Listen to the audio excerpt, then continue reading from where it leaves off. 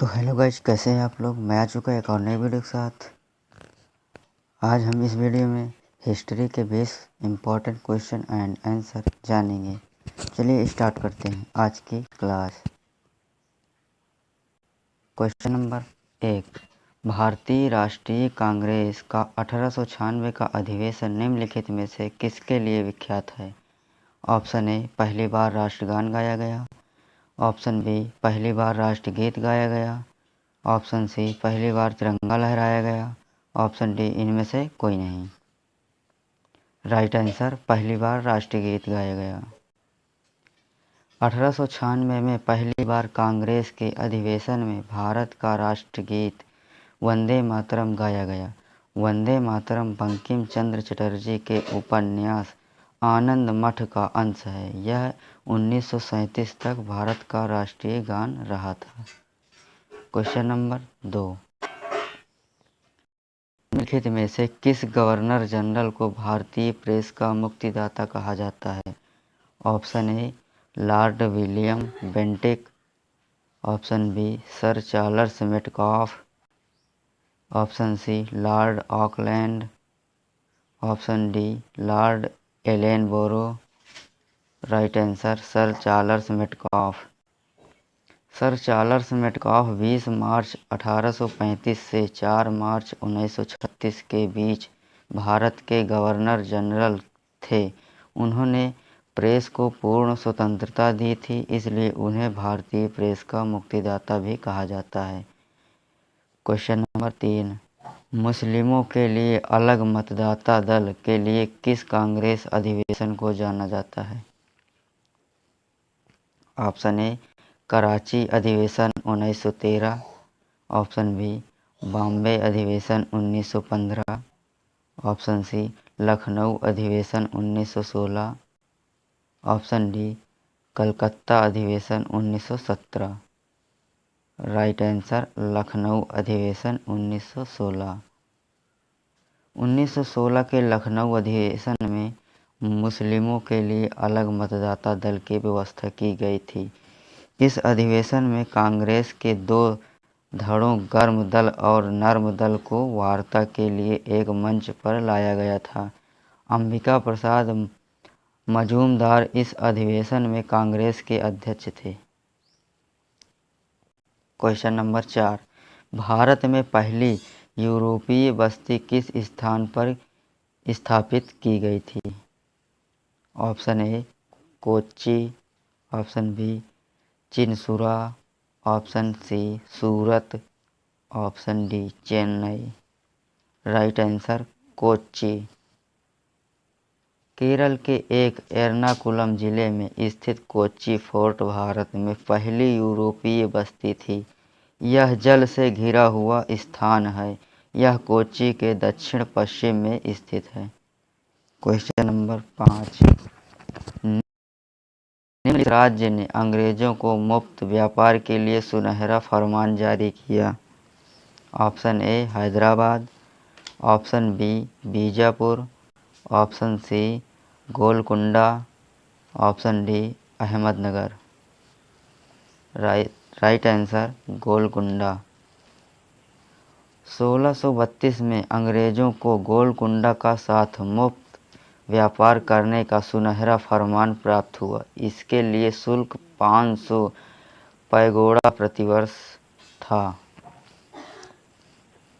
Question 6। Buxar की लड़ाई east India company द्वारा किसके साथ लड़ी गई। Option A, Mir Qasim. Option B, Saadat Ali Khan द्वितीय। Option C, Ali Vardi Khan. Option D, Sirajuddaulah. Right answer, Mir Qasim.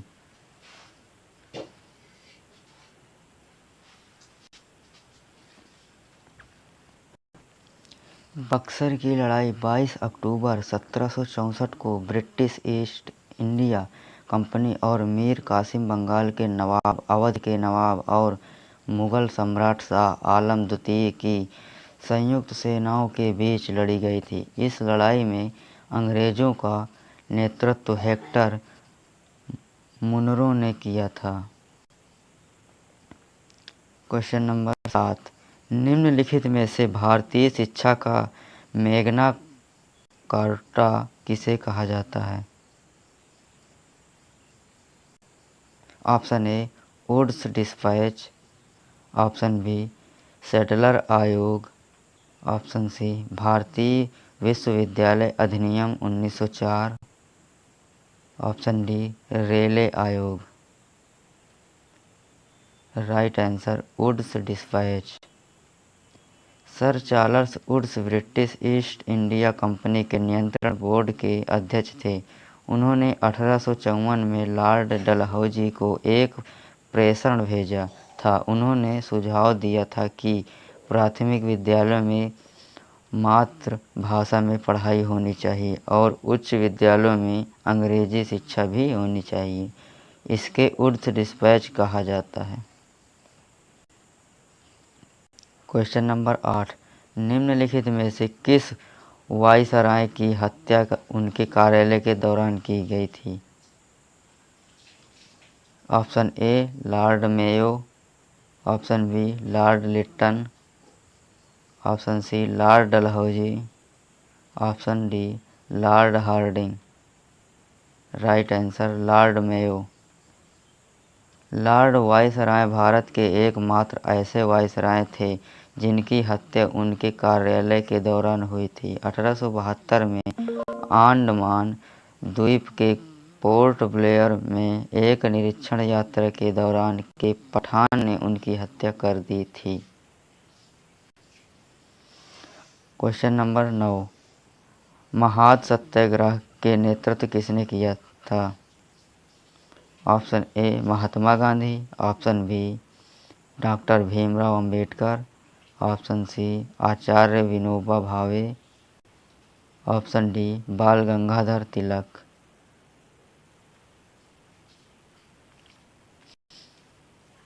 Right answer doctor Bhimrao Ambedkar.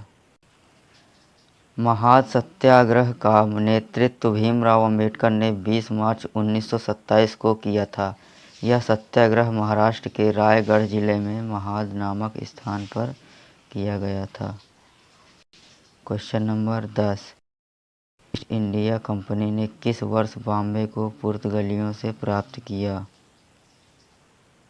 Option A 1663, option B 1668, option C 1670, option D 1689। Right answer 1668। East India Company ने बॉम्बे को पुर्तगालियों से 1868 ईस्वी में प्राप्त किया था। ब्रिटिश ईस्ट इंडिया कंपनी द्वारा तुरंत इसकी किलाबंदी की गई थी। इसके बाद अंग्रेजों ने सूरत की जगह बॉम्बे को अपना मुख्यालय बनाया। क्वेश्चन नंबर 11, गुलामगिरी नामक पुस्तक किसने लिखी थी? Option A Ishwar Chandra Vidyasagar, option B Acharya Vinoba Bhave, option C Jyotiba Phule, option D Dadu Dayal. Right answer Jyotiba Phule. Jyotiba Phule ने 1873 में गुलामगिरी नामक पुस्तक लिखी थी। यह पुस्तक अमेरिका की दास प्रथा पर आधारित थी। क्वेश्चन नंबर 12, रविंद्रनाथ टैगोर ने नाइटहुड की उपाधि किस वर्ष की गई थी? Option A 1910, option B 1915, option C 1920, option D 1925। Right answer 1915। Rabindranath Tagore को ब्रिटिश सरकार ने 1915 ईस्वी में नाइटहुड की उपाधि से सम्मानित किया था। 13 अप्रैल 1919 को जलियांवाला बाग हत्याकांड की घटना से दुखी होकर उन्होंने नाइटहुड की उपाधि वापस कर दी थी। क्वेश्चन नंबर 13, स्वतंत्रता के समय भारतीय राष्ट्रीय कांग्रेस के अध्यक्ष कौन थे? Option A Mahatma Gandhi, option B J B Kripalani, option C Sarojini Naidu, option D उपरोक्त में से कोई भी नहीं। राइट आंसर जेवी Kripalani.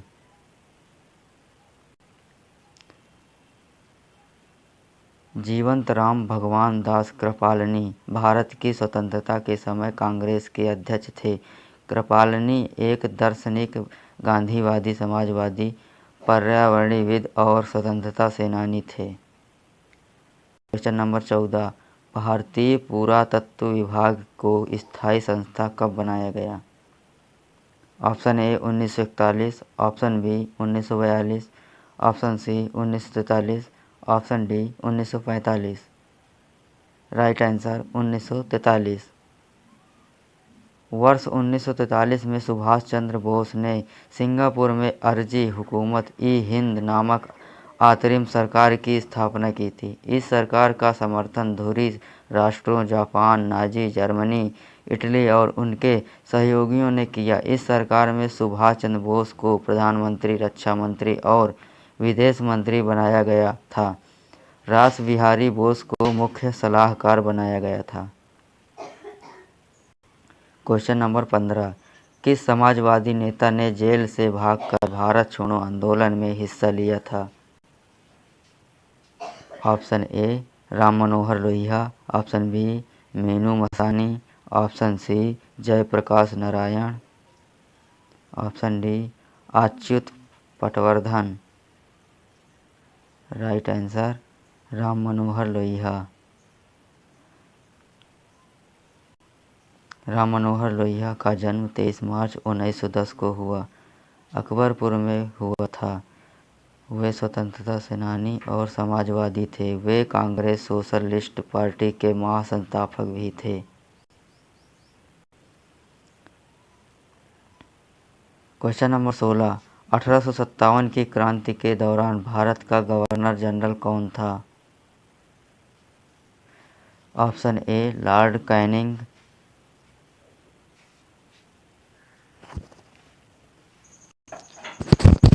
Option B lord Elgin, option C lord Dalhousie, option C lord Ellenborough. Right answer lord Canning. Lord 1856 से 21 मार्च 1862 के बीच भारत के गवर्नर जनरल थे। क्वेश्चन नंबर 17, आज़ाद हिंद फौज की स्थापना किस देश में की गई थी? Option A Bharat, option B Singapore, option C Japan, option D Germany. Right answer Singapore. Subhash Chandra Bose और राम बिहारी बोस ने इंडियन इंडिपेंडेंस लीग और इंडियन नेशनल आर्मी आज़ाद हिंद फौज की स्थापना सिंगापुर में 1943 में की थी। क्वेश्चन नंबर 18, गुरुमुखी लिपि किस सिख गुरु के द्वारा शुरू की गई? ऑप्शन ए गुरु अंगद, ऑप्शन बी गुरु गोविंद सिंह, ऑप्शन सी गुरु अर्जुन सिंह, ऑप्शन डी गुरु हरि राय। Right answer Guru Angad. गुरु नानक सिख धर्म के संस्थापक थे। उन्होंने अपने बाद गुरु अंगद को अपना उत्तराधिकारी नियुक्त किया। गुरु अंगद सिख धर्म के दूसरे गुरु थे। गुरु अंगद ने गुरु नानक की रचनाओं संकलन किया और उन्होंने गुरुमुखी लिपि का विकास भी किया। क्वेश्चन नंबर 19, 1946 के तेभोगा आंदोलन किस वर्तमान राज्य से संबंधित है? Option A Andhra Pradesh, option B Paschim Bengal, option C Bihar, option D Odisha. Right answer Paschim Bengal. Tebhaga आंदोलन की शुरुआत काश्तकारों के बंगाल में 1946 में जोतदारों के विरुद्ध की थी। यह आंदोलन बंगाल में व्याप्त साझा खेती व्यवस्था के विरुद्ध था। Question number 20, Indian Union Muslim League का मुख्यालय भारत के किस राज्य में है? Option A Tamil Nadu, option B Kerala, option C Uttar Pradesh, option D Jammu Kashmir. Right answer Tamil Nadu. Indian Union Muslim League की स्थापना 10 मार्च 1948 को मद्रास में की गई थी। वर्तमान में इसका मुख्यालय तमिलनाडु में चेन्नई के मैरेकायर लेब्बाई स्ट्रीट में स्थित है। अगर वीडियो आपको अच्छा लगा हो तो लाइक, कमेंट एंड सब्सक्राइब ज़रूर करें। मिलते हैं नेक्स्ट वीडियो में, तब तक के लिए जय हिंद, जय भारत।